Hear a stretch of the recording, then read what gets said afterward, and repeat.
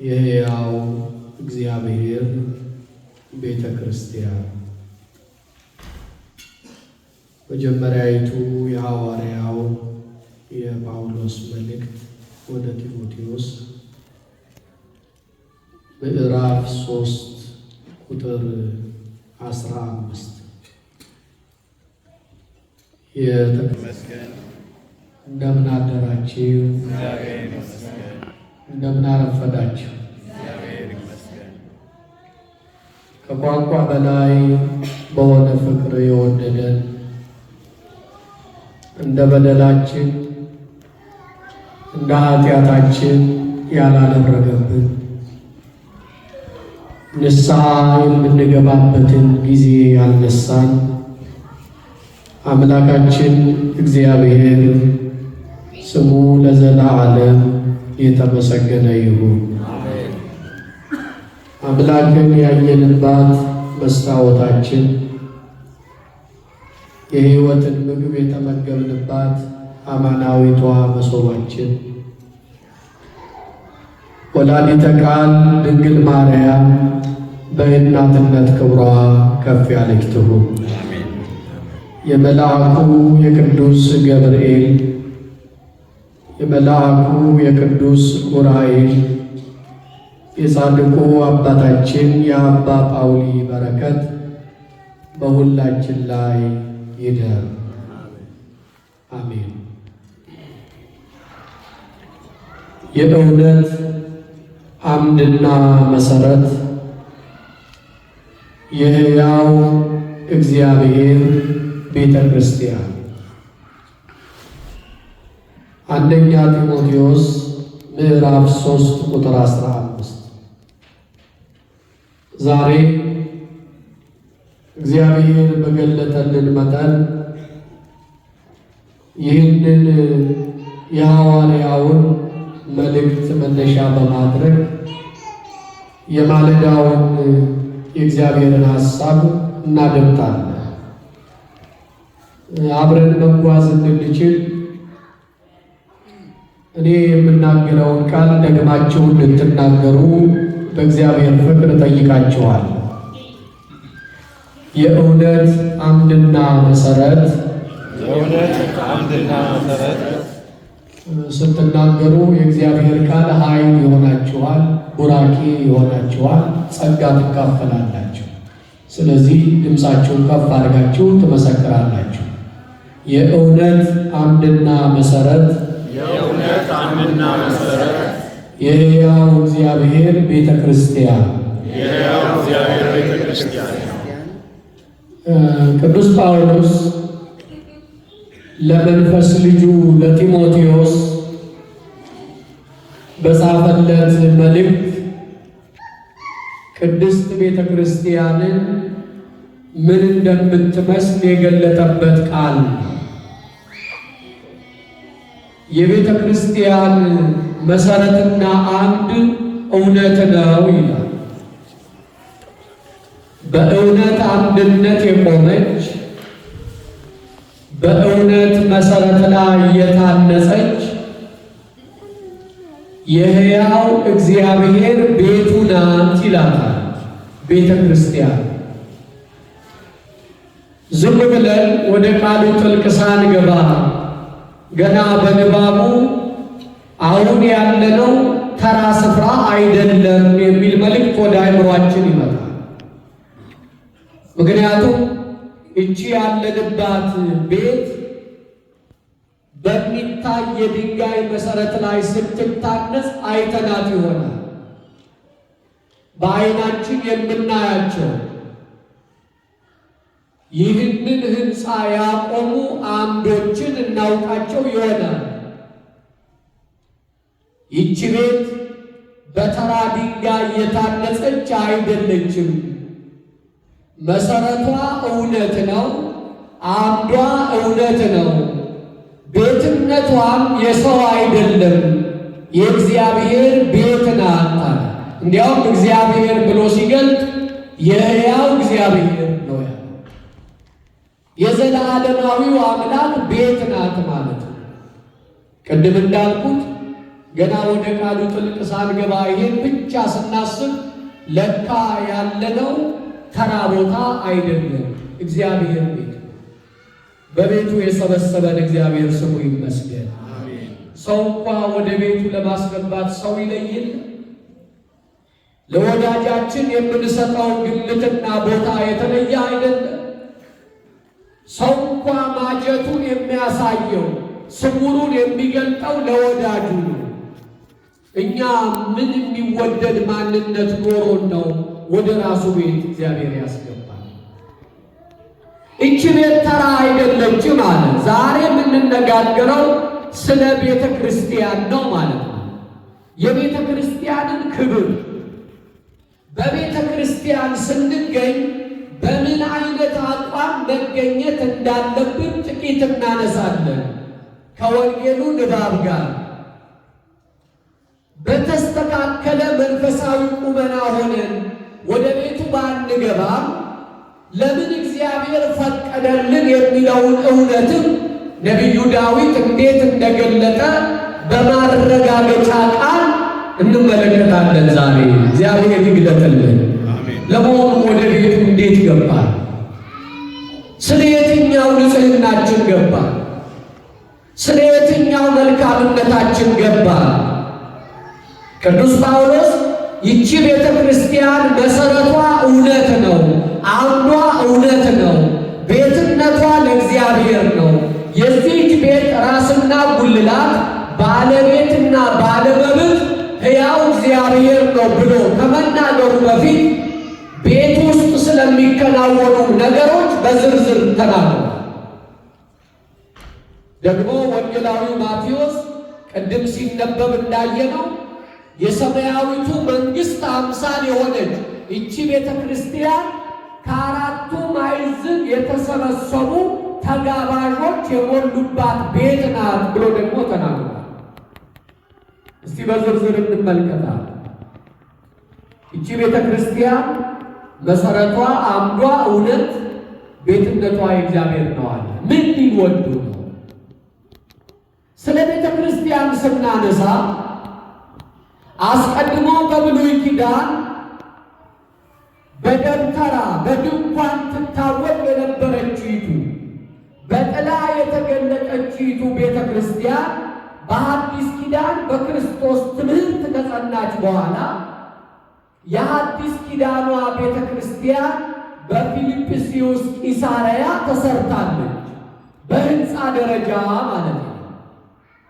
ህንፃ ቤተ ክርስቲያን የተሰራው በፊልጵስዩስ ቂሳርያ ሰኔ 20 ቀን በእመቤታችን ስም ነው። ከዚያ ጊዜ በኋላ ነው በየሀገሩ ህንፃ ቤተ ክርስቲያን ማነጽ የተጀመረው። የቀደሙ አባቶቻችን ቤተ ክርስቲያን ከመስራታቸው በፊት ወይም ተከናውኖላቸው ከተሰራ በኋላ አንድ ነገር ይላሉ። ቤተ ክርስቲያን በሚሰራበት ቦታ ሁሉ የክርስቶስ ደም የነጠበበት ነው ይላል። ዑራኤል መልአክ በጽዋ ብርሃን የክርስቶስ ኢየሱስን ደም ቀራንዮ አደባባይ ላይ ከተቀበለ በኋላ በብርሃን ጭራ የረጨበት ዓለምን በረጨ ጊዜ ደሙ በነጠበበት ቦታ ቤተ ክርስቲያን ትሰራለች ብለው የቀደሙ አባቶች በትውፊት በመንፈሳዊነት የተናገሩትን ነገር እናቶቻችን ሲናገሩ አድምጠናል። ሐዋርያው ቅዱስ ጳውሎስ ካመነ በኋላ በርናባስ ከተባለ ባለሟሉ ጋር ወደ ፊልጵስዩስ ቂሳርያ ገብተው ማስተማር ጀመሩ። አገልግሎታቸው ወደ እግዚአብሔር መንግሥት ሰው እንዲጨመር ነበር። ወገኖቼ መንፈሳዊ ስልጣን የምንቀበለው ለማገልገል እንጂ ለመገልገል አይደለም። መንፈሳዊ ኃላፊነት አገልጋይነት ነው፣ ሹመት አይደለም። ለዚህ ነው ስለ ቤተ ክርስቲያን ከመናገሩ በፊት ቅዱስ ጳውሎስ ቅድም በጠቀስኩት በአንደኛ ጢሞቴዎስ ምዕራፍ 3 ቁጥር 1 ጀምሮ ማንም ኤጲስቆጶስነትን ቢፈልግ ማንም ዲያቆን መሆን ቢፈልግ እነዚህን ያድርግ የሚል መመሪያ አስቀምጧል። ለምሳሌ ማንም ካህን መሆን ቢፈልግ አባት መሆን ቢፈልግ ራሱን የሚገዛ ለማስተማር የሚበቃ የማይሰክር የማይጨቃጨቅ ነገር ግን ገር የሆነ የማይከራከር ገንዘብን የማይወድ ልጆቹን በጭምትነት ሁሉ እየገዛ የራሱን ቤት በመልካም የሚያስተዳድር ይሁን ይላል። አያችሁ፣ መንፈሳዊ መሪነት አገልጋይነት ነው። እስቲ ከጌታ ጋር ይህን አነጻጽሩት። መድኃኒታችን ኢየሱስ ክርስቶስ እንደ አገልጋይ ሆኖ መጣ። ለዚህ እኮ ነው በምሴተ ሐሙስ ደቀ መዛሙርቱን በርከክ ብሎ እግራችሁን ልጠብ ያለ። መንፈሳዊ መሪነት አገልጋይነት ነው፣ ተገልጋይነት አይደለም። ደግሞ ዝቅ አለና አሁንም ይሄ ጥሪ አገልጋይነት እንደሆነ ሊያብራራ እንዲሁም ዲያቆናት አለ። እዚህ ላይ ትንሽ ትኩረት ላድርግ፣ ወጣትነት ስላለበት ድቁና ላይ ዲያቆን የሚለው ቃል ከግሪክ ዲያኮኖስ ከሚል ቃል የተወሰደ ነው። ዲያኮኖስ ማለት አቧራ ለብሶ ተጨንቆ ደክሞ የሚሰራ ሰራተኛ። ዲያቆን ማለትም ትጉ ሰራተኛ ማለት። ዲያቆናት ጭምቶች፣ በሁለት ቃል የማይናገሩ፣ ለብዙ ወይን ጠጅ የማይጎመጁ፣ ነውረኛ ረብ የማይወዱ፣ በንጹሕ ሕሊና የሃይማኖትን ምስጢር የሚይዙ ሊሆኑ ይገባቸዋል። እነዚህ አስቀድመው ይፈተኑ ይላል። ከኔ ጋር ናችሁ? አሁን መንፈሳዊነት፣ መንፈሳዊ አገልግሎት ዝቅ ብሎ ለማገልገል እንጂ ለመገልገል የሚወሰድ ኃላፊነት አይደለም። ቅዱስ ጳውሎስ ሐዋርያትን ከማሳደድ ሕይወቱ ተለውጦ አስተማሪ አገልጋይ ሆኖ ሲያገለግል ከበርናባስ ጋር ፊልጵስዩስ ቂሳርያ ውስጥ ያሉ ያላመኑትን ማሳመን ያዘ። ጌታ አብሯቸው ይሰራ ነበርና የተናገሩት ይደመጥላቸዋል፣ ያስተላለፉት የሰው ጆሮ የሰው ልብ ያገኝላቸዋል። እግዚአብሔር ሞገስ የሆነው ሰው ዘሩን ነዶውን ተሸክሞ በከንቱ አይንከራተትም፣ ይበቅልለታል። እግዚአብሔር ሞገስ ይሁነን ወገኖች፣ እግዚአብሔር ሞገስ ይሁነን። ብዙ ነገር ዘርተን አልበቅል ያለን፣ ተናግረን አልደመጥ ያለን፣ አስበን አላሳካ ያልን ሰዎች ሞገስ፣ መወደድ፣ መከናወን ከጌታ ዘንድ የሚገኝ በረከት ብቻ ተከናወነላቸው። ሕዝቡ ግን ጠየቀ።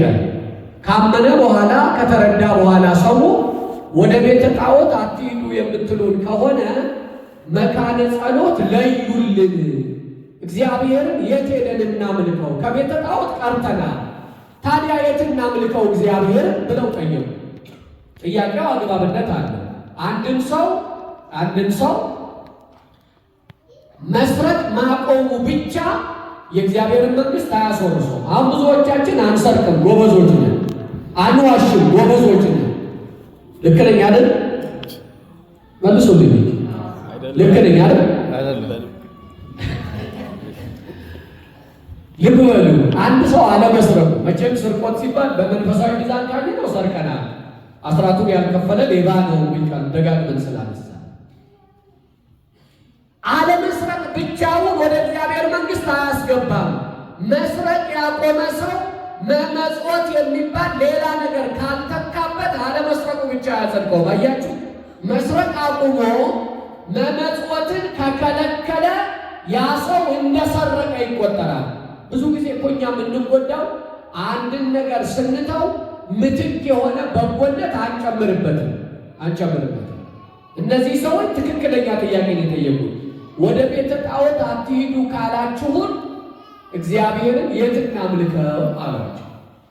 ይሄኔ ቅዱስ ጳውሎስ በዚህ ጉዳይ ላይ ወሳኝ ነገር መልስ ማግኘት ይገባልና ይሄን ጉዳይ ሊቀ ሐዋርያቱ ሊመልሰው ይገባል ብለው ወደ ቅዱስ ጴጥሮስ መልእክት ላኩበት። አያችሁ፣ ይሄ ደግሞ መከባበር ይባላል። ቤተ ክርስቲያን አንድና መሰረቷ እውነት ነው፣ ቤትነቷ የእግዚአብሔር ነው ብለን ነበር ቅድም። እቺ ቤት መከባበር የሚባል ውበት አላት ወገኖቼ። በእግዚአብሔር ቤት ውስጥ መከባበር የሚባል በጎነት ሕይወታችንን እንዲያጌጥ ካልፈቀድንለት መንፈሳዊነቱ አልገባንም። ወደ ቅዱስ ጴጥሮስ ወደ ርዕሰ መንበሩ ወደ ታላቁ አባት መልእክት ላኩበት። ያሳመናቸው ወገኖች እግዚአብሔርን አምልኩ ብለናቸው ከሰማይ በተላከ በአካላዊ ቃል በወልድ በኢየሱስ ክርስቶስ አመኑ። ጌታ የሞተው የተነሳው ለእኛ ነው ብለው አረጋገጡ።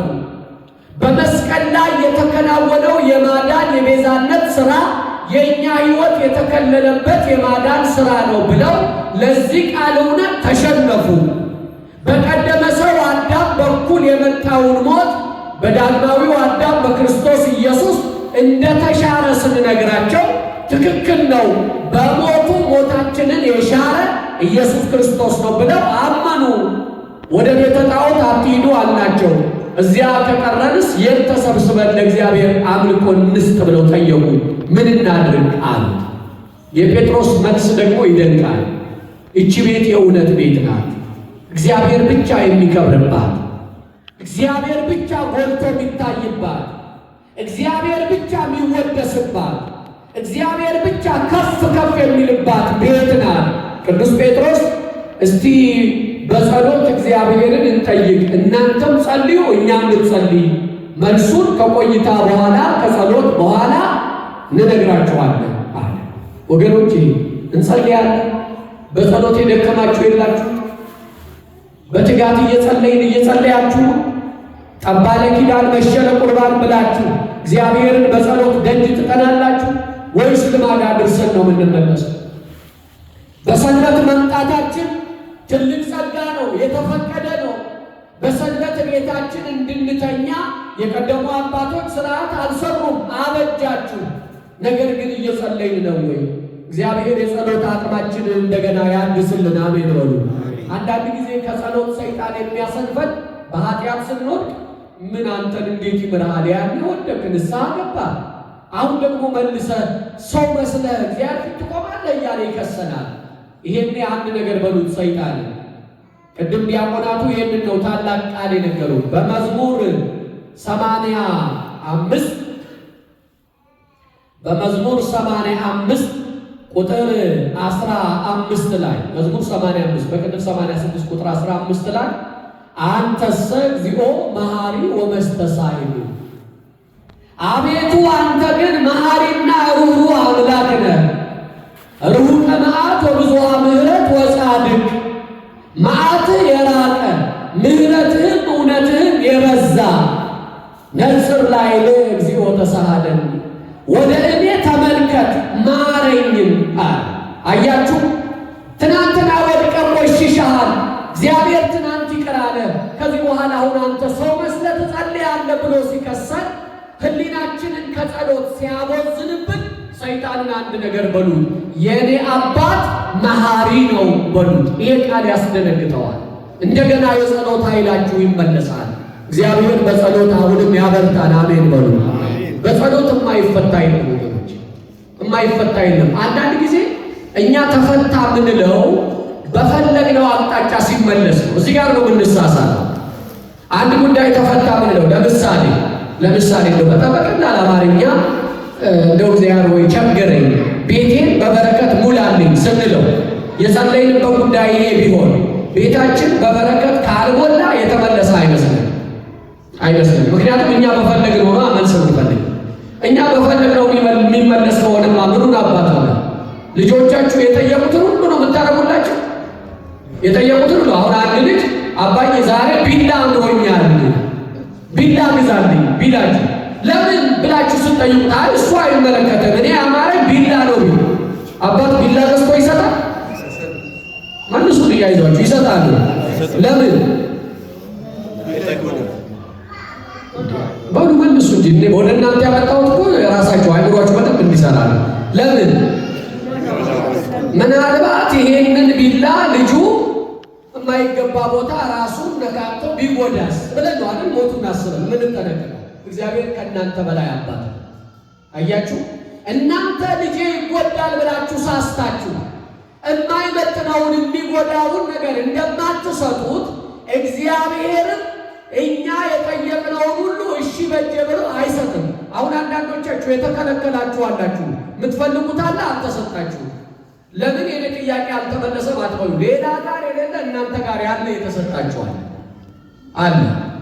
በእርግጥም ተናገሩ ብትባሉ ለምሳሌ አንዳንዱ የጎደለበት ነገር ብዙ ሆኖ ምድራዊ ነገሩ ጎድሎ ጤና የሚባል ጸጋ ከሰጠው እሱ ባለጸጋ አይደል? አያችሁ፣ እግዚአብሔር ምን መስጠት እንዳለበት ያውቃል። እያልኩ ያለሁት ጸሎታችን እኛ የፈለግነው ጥያቄ ሲመለስ ተመለሰልኝ አትበሉ። ሲከለክልም እግዚአብሔር ትክክል ነው። ምናልባት ከዚያ ነገር ጋር አብሮ የሚመጣ መዘዝ እንዳለ ተረድቶ ሊሆን ይችላል።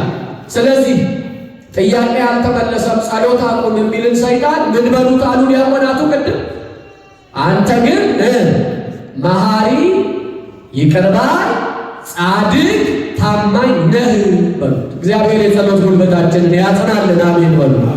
መቼም ጸልይ የሚባል ሰው የጌታ ፍቅር ያልገባው ሰው፣ ፍቅሩ የገባው ሰው እንኳን የጸሎት ሰዓት ደርሶ ጨምሮ ይጸልያል እንጂ አያስታምንም። ፍቅሩ ሲገባ አሁን ለምትወዱት ሰው ስልክ ለመደወል ተሰለቻላችሁ? እንደው እርስ በርሳችሁ እኮ በጣም ከተዋደዳችሁ ባልና ሚስት እንደው ባልን ካላስደነገጠ ካላሰለቸ በቀር ከቤት ሲወጣ ማሬ በላ መባል ይቀራል። የት ነህ መባል ይቀራል።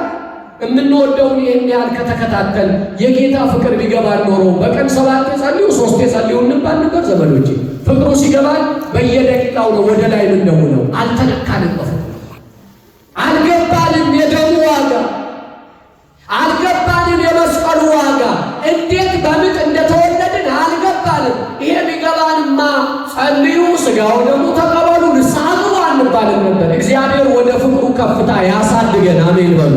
ያሳድገን። እንጸልይበታል። ሐዋርያት አያችሁ ጸለዩ። ከዚያስ እነርሱ ሲጸልዩ እግዚአብሔር መልስ አመጣ። ትክክለኛ ጥያቄ ስለሆነ ሰኔ 20 ቀን ሐዋርያትን በአጠቃላይ ሰብስቦ ጌታችን ከሰማይ ወረደ፣ በፊልጵስዩስ ቂሳርያ ተገለጠ። በእናቴ ስም ቤተ ክርስቲያን እንዲሰራ ፈቃዴ ነው አለ። እንኳን በወላዲተ አምላክ ስም ሰንበትን ለጠበቁ ደስ የሚያሰኝን ነገር ላደረጉ ጃንደረቦች በቤቱና በቅጥሩ የዘላለም መታሰቢያና ስም ሰጥቷቸዋል። ኢሳይያስ በትንቢቱ ምዕራፍ 56 ቁጥር 1 ጀምሮ ተናግሯል። ሰንበቴን ስለሚጠብቁ ደስ የሚያሰኘኝን ነገር ለሚያደርጉ ጃንደረቦች በቤቴና በቅጥሬ ውስጥ የዘላለም መታሰቢያና ስም እሰጣቸዋለሁ ይላል። ወገኖች ልብ ብላችሁ አስቡ። እኔ በጣም እደነቃለሁ።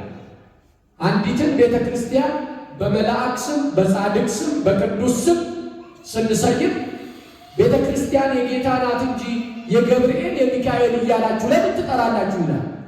እዚህ ሀገር እንኳ ትንሽ ታሪክ የሰሩ ዝነኞቹ በየጎዳናው ስም ወጥቶላቸው ይሄ ጎዳና የገሌ ነው ምንለው እኮ በሰው ስም የሚጠራ ነው። የናቀው የእነሱ መታሰቢያ ቋሚ እንዲሆንላቸው መንገድ በስማቸው እየተሰየመ እግዚአብሔርን ያለማቋረጥ በፊቱ ቆሞ በሚያመሰግኑ በቅዱስ ዑራኤል፣ በቅዱስ ገብርኤል፣ በሌሎቹ መላእክት ጻድቃን ስም ቤተ ክርስቲያን ቢሰየምላቸው ድንቅ ነገር ነው። አያችሁ፣ የማይጠፋ የዘላለም ስም የሚገኘው ከወይኑ ግንድ ጋር ለተጣበቁ ብቻ ነው።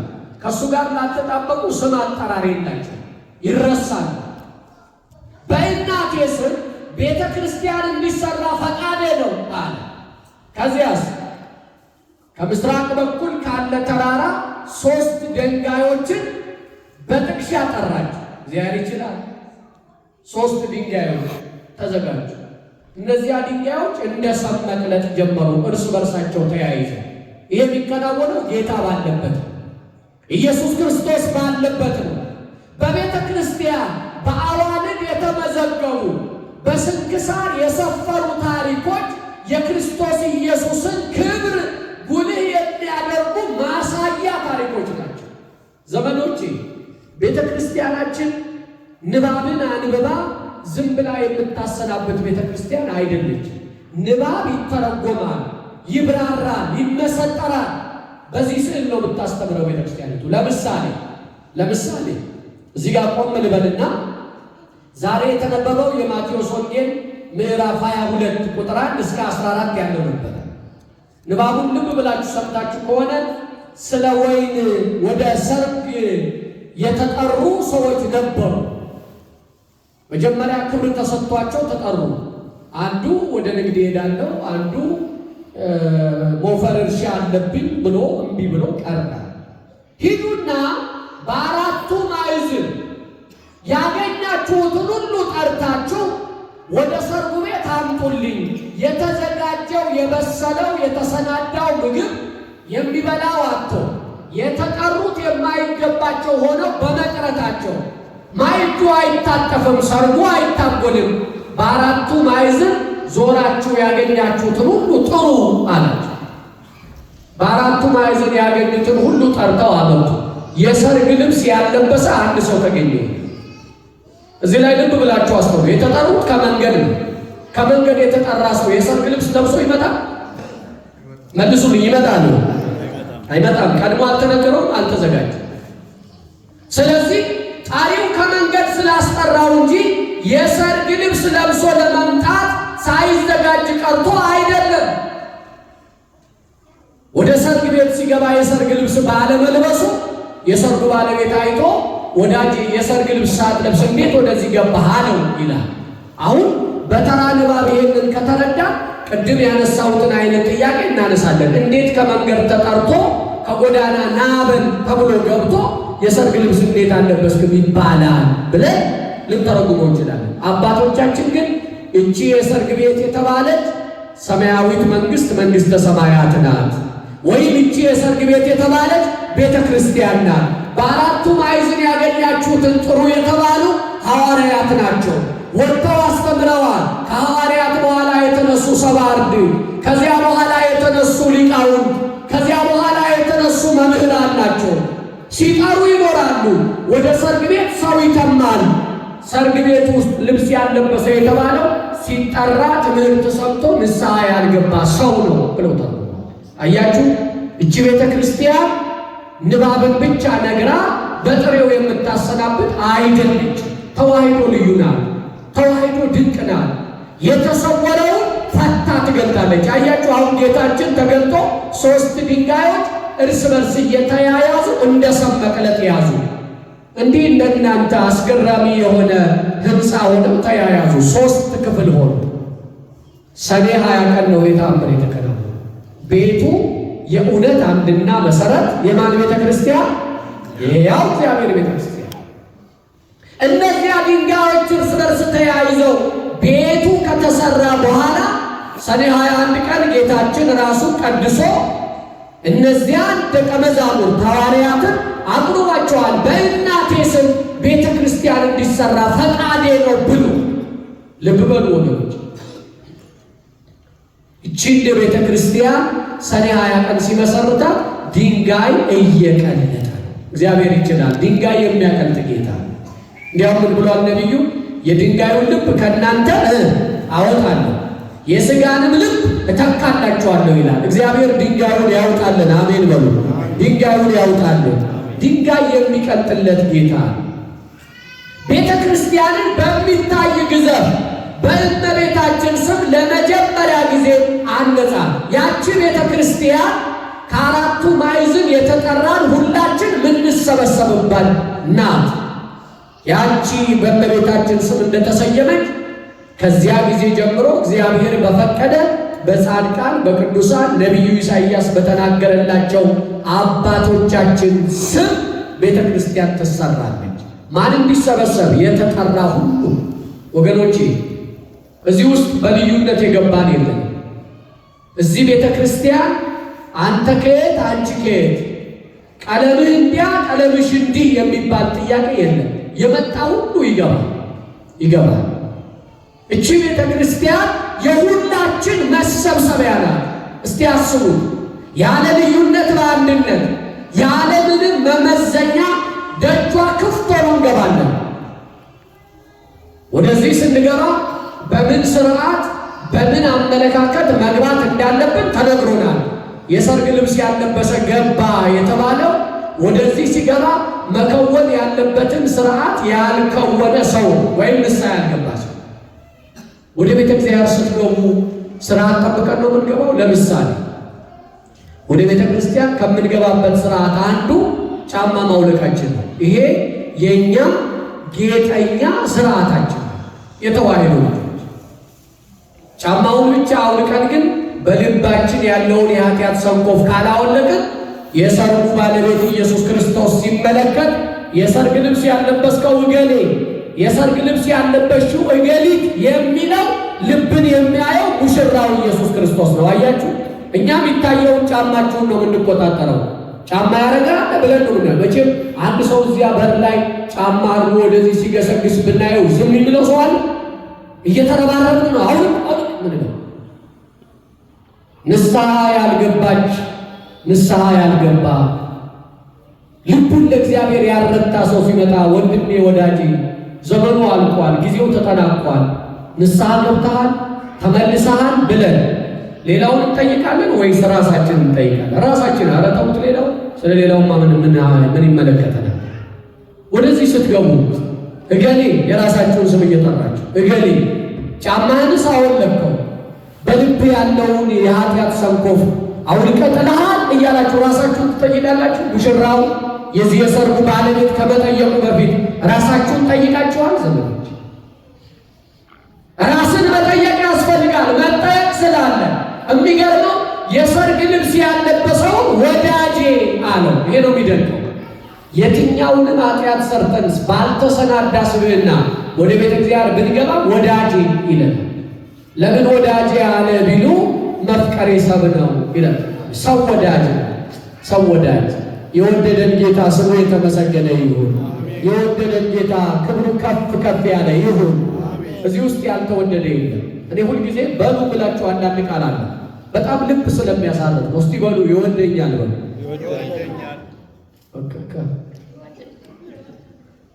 በደንብ በሉ እስቲ ይወደኛል በሉ። አልሰማሁም። ይወደኛል። ወንድሞቼ ለብቻ ይወደኛል። እንደገና ይወደኛል። ይወደናል አይደለም፣ ለራስ እንዲሆን የፈለጉ ይወደኛል በሉ። ይወደኛል። እህቶቼ ለብቻ ዛሬ እህቶች ባትሪ ጨርሰዋል። እስቲ እንደገና ይወደኛል። ይወደኛል ቀላል አይደለም። ወደ ቤቱ ስንገባ ይሄ ያንተ ቤት ነው። ቤት የእውነት አንድና መሰረት ያንተ ቤተ ክርስቲያን ናት። እቺ ቤተ ክርስቲያን የማንም አይደለችም፣ ያንተ ናት። ስለምትወደኝ በምህረትህ ብዛት ወደ ቤትህ እገባለሁ። ሐሙስ ዕለት ማታ የድፍረት ኃጢአት እንዳይገዛኝ ባሪያህን ጠብቅ ብለው መጋቤ ሃይማኖት ሲያስተምሩ ወደ ቤቱ የምንገባበትን ደገኛ ቃልና ፈሪሃ እግዚአብሔርን ገንዘብ ማድረግን አበክረው አስተምረውን ነበር። አያችሁ፣ እምገባ ወደ አንተ ቤት ነው። መጀመሪያ ወገኖቼ እቺ ቤተ ክርስቲያን እንዲህ አብራ እንድትቆም እስከ ዛሬ ድረስ ገና ወደፊትም እግዚአብሔር ከሰጣችሁ በረከት እየከፈላችሁ ትሰጣላችሁ። እየከፈላችሁ እስክትቆም ድረስ ፈጣኖች ነበራችሁ። አሁን ትንሽ ብትረጋጉ እስክትቆም ፈጣን ሰጪ ነበራችሁ ባለኝ መረጃ። አሁን ስለቆመች ደግሞ ዘገም ያለ ሰጪ ሆናችኋል። ነገ ደግሞ እንደው አይበለውና ጉዳይ ፈጥቶ ሲመጣ አረ ጉድ ልንሆን ነው ብለን ፈጣን ሰጪ ልንሆን ነው እንደገና። እሱም ኪሳራ ነው። ያ በጎነታችሁ፣ ያ ለእግዚአብሔር ቤት የምታደርጉት ልግስናችሁ መቀዝቀዝ የለበትም። መንፈሳዊነት ገባ ወጣ የሚል ቀዝቀዝ ሞቅ የሚል ሕይወት አይደለም። ቋሚ ነው፣ ቋሚ ነው። የመንፈስ ቅዱስ ሙቀት ያልተለየው ሰው ዕለት ዕለት የጋለ የጸና የበረታ እና የቱንም ያህል አስተዋጽኦ ገንዘብ ወደ እግዚአብሔር ሳጥን ብትከቱ እናንተ በእግዚአብሔር ፊት ለመክበር ዋጋ ለማግኘት ለሰማይ ጸጋ ሰጥታችሁ እንጂ እዚህ ቤት ላይ ባለመብት ሆናችሁ አዛዥ ነኝ ናዛዥ ነኝ ከዚህ ልክ መቆጣጠር እችላለሁ እንድትሉ ግን አይደለም።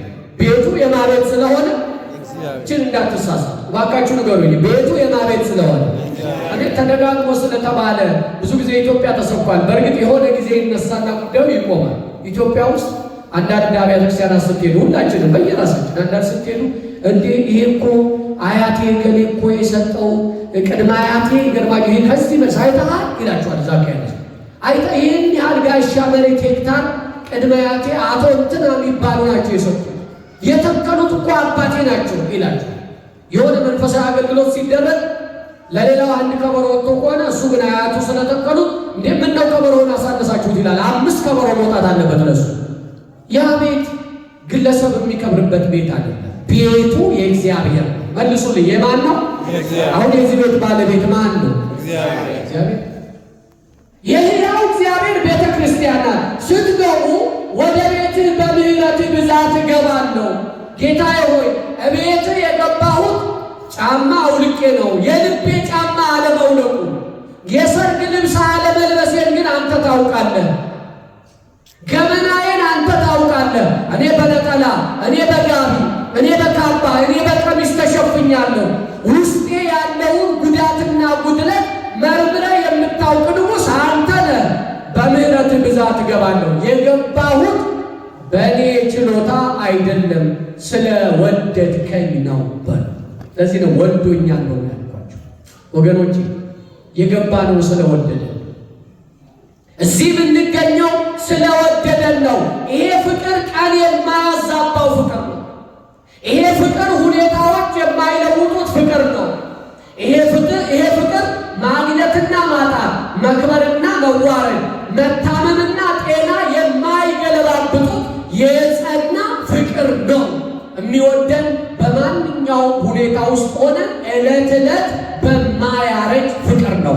ይሄ ቃል እንዴት ልብ ያሳርፋል! እስቲ ለወደደን ውዳሴ ያቀርቡልን፣ ለአስጠጋን ምስጋና ስጡት። ወደዚህ በምህረቱ ገባን። ምን ስላለን? መልሱልኝ። ምን ስላለን? ስለወደደን ገባን። ያቺን ቤት ሰኔ 20 አንጾ ቀደሰ። ከዚያስ አቆረበ። ለማቁረብ ቅድም እንዳልኩት የሰርግ ልብስ ያለበሰው ሰው ስላልተዘጋጀ ተዘጋጅ ተባለ። ሰዓቱ አብቅቷል። አሁን ተመልሼ ልዘጋጅ ብሎ አቤት ማለት አይችልም። ቀን አብቅቷል። ወገኖቼ ቀን ከማብቃቱ በፊት አለባበሳችን ቢስተካከል አይሻልም? ልብስ የተባለው የከላይ ያለው ሸማ አይደለም። እንግዲህ ቅድም እንዳልኩት ከላይ ያለውማ አምሮባችኋል፣ እግዚአብሔር ይመስገን። አሁን ታምራላችሁ። እኔ በነገራችን ላይ እሑድ ወንዶቹን ስመለከት ደስ ይለኛል። ወንዶቹን ሳይ ለመሰላችሁ ወንዶቹን ብለው አንዳንድ ጊዜ ወንዶች በይበልጥም አሜሪካ ላይ በዞርኩበት ፕሮቶኮሉን ጠብቆ የሚመጣ ሰው ስለሚበዛ ሰው ጋቢ አጣፍተው ሳያቸው አንጀቴ ይርሳ። እውነት እንብላችሁ። እርግጥ ነው አሁን አንዳንዱ እሱትን ብሎ አይደለም፣ ቤቱን ደፍሮ አይደለም። አሁን በዓለም እንደምታውቁት አንዳንድ ትልልቅ ቦታ ስትሄዱ የፕሮቶኮል አቀራረብ የሚባለው ሱፍ ነው አይደል? ስላልነገርናቸው እኮ ነው። እና ሱፍ ለብሶ እንኳን እግዚአብሔር ቤት ተራ ሰው ጋር ፕሮቶኮል ጠብቄ አይደለም ወይ ብሎ ነው ሱፍ ለብሶ ሄደው። ቢገባው ግን ትክክለኛ የቤተ እግዚአብሔር ውበት ይሄ ነው። አንደኛ ነጭ ነው፣ ሁለተኛ መስቀልያ ነው የምናጣፋው። አቤት አቤት! ለመስቀል እኮ ያለን ዋጋ። አሁን ተዋህዶ ሞቶ ስለተነሳው ስለ ኢየሱስ ክርስቶስ አታስተምርም ትባላለች። እንዴት አይነት ቀልድ ነው!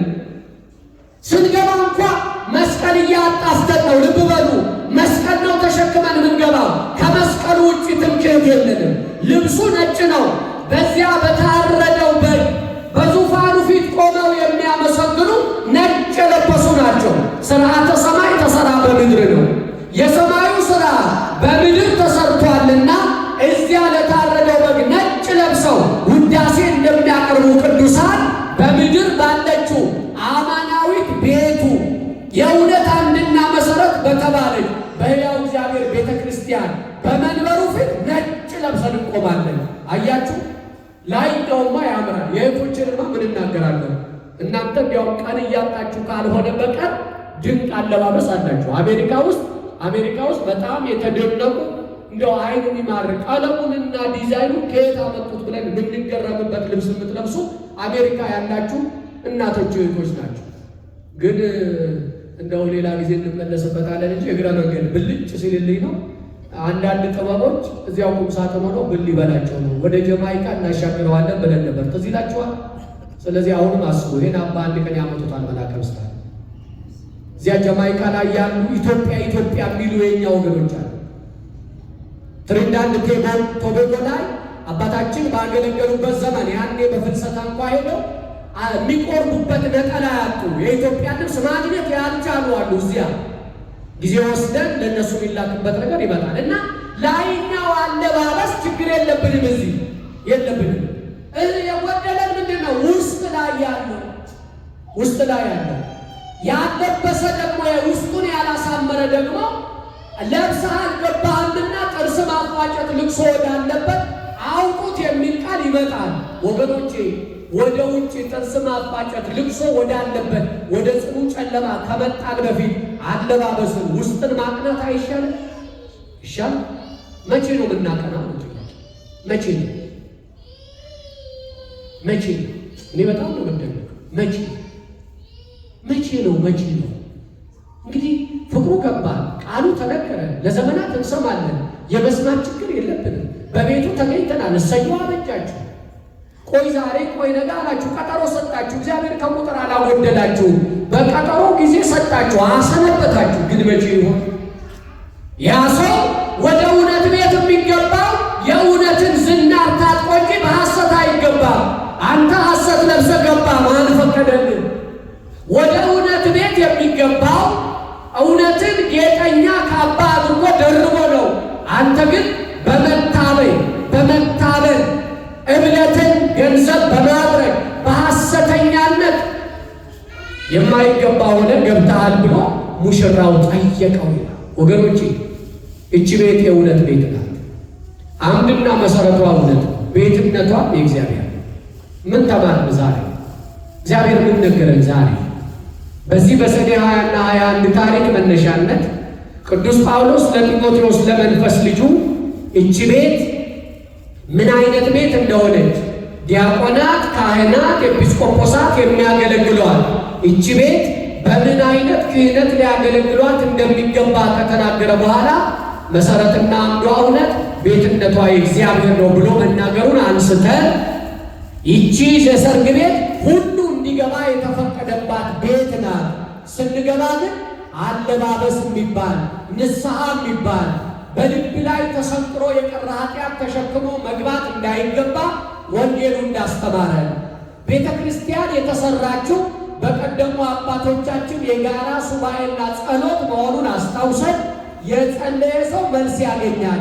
ከጸሎት የቦዘናችሁ ወደኋላ የጎተታችሁ እግዚአብሔርን አንተሰ እግዚኦ መሐሪ ወመስተሳይል ብለን መሐሪነቱን አምነን ልንጸልይ ይገባል ብለን ታሪካዊ ዳሰሳ አደረግን። ምን ተማርን? የመጀመሪያው ነገር ማንኛውንም የከበደንን ጉዳይ ለአባቶቻችን እናማክር።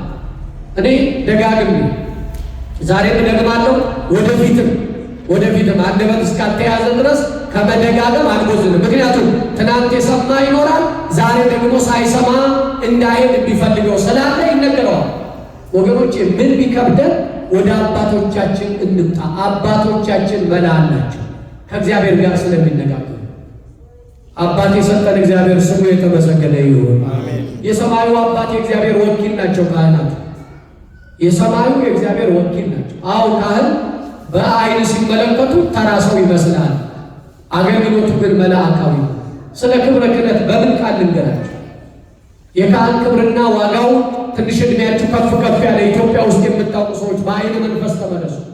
ዛሬ ክብረ ክህነት አንሶ ዋጋውን መረዳት ተስኖን ካልሆነ በቀር ወደ አባቶቻችን እንቅረብ።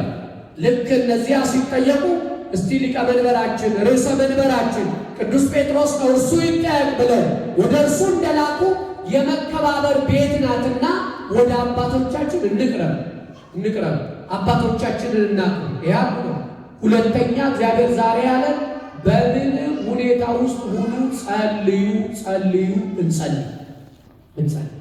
ወገኖች ይሄ ዘመን ያለ ጸሎት ምንም ማምለጫ ያለው ሁሉ ከንቱ። አሁን ኢትዮጵያ አንዳንድ ሰው ኢትዮጵያ ውስጥ ሲታመም ታይላንድ ሄጄ እኮ ብታከም እድናለሁ፣ ሐኪሞቹ ጽፈውልኛል፣ ታይላንድ ሄደህ ብትታከም ትድናለህ አሉ ይላል።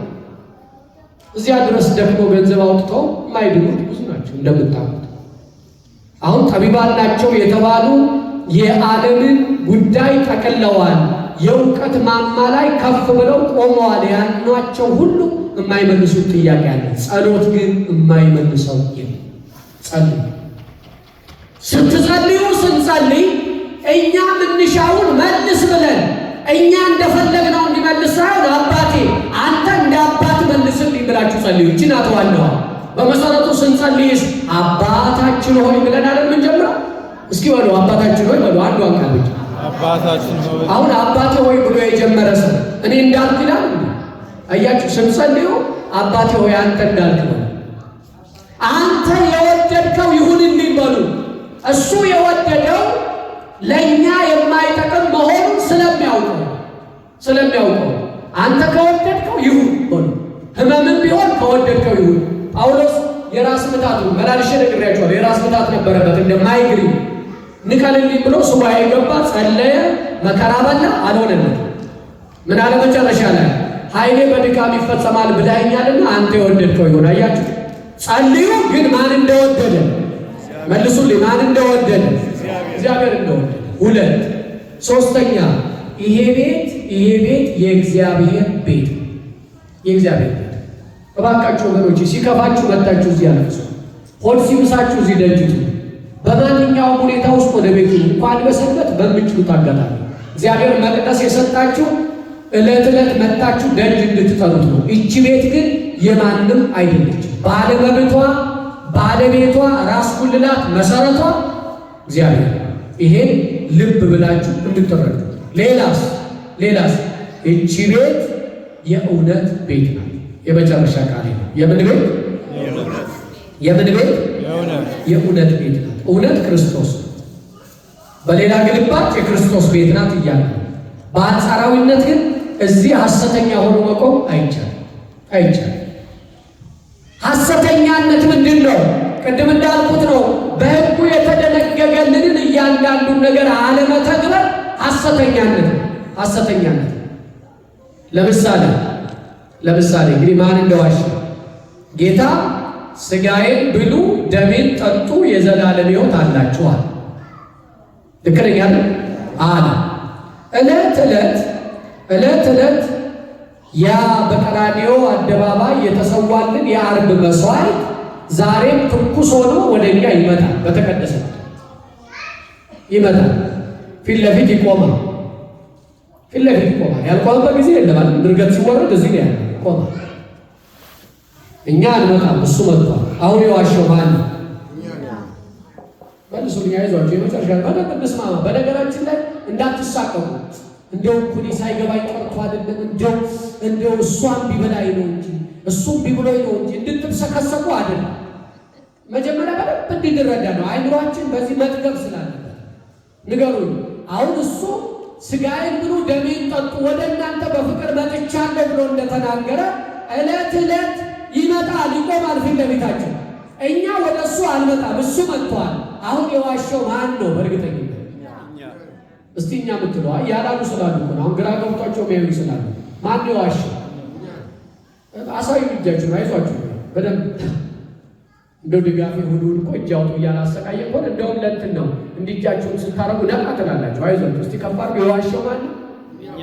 የዋሸው ማን ነው? መልካም እሺ፣ በግድ አስወጣኋችሁ መሰለኝ። እሺ መልካም፣ የዋሸ ነው እኛ ነን። ምን እናድርግ?